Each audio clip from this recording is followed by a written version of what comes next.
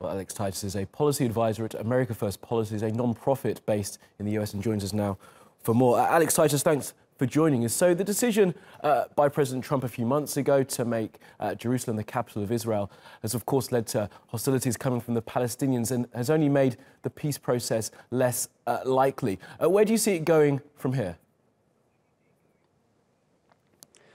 You know, John, I see the peace process, despite the rhetoric from President Abbas today, I see the peace process going forward if President Abbas is able to recognize a couple of realities that I think that President Trump has delivered over the past couple months.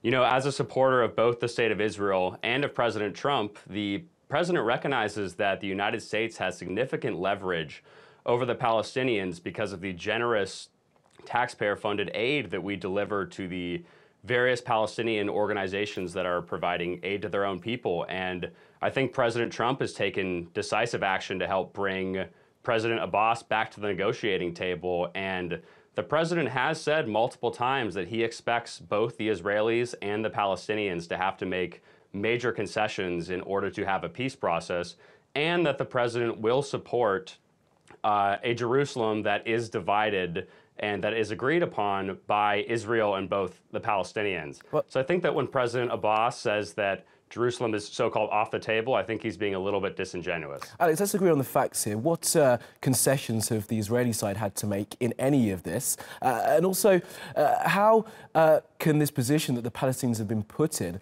this taking away of Jerusalem, taking it off the table, how is that going to bring them back to peace negotiations when half of Jerusalem was always meant to be the capital of any future Palestinian state?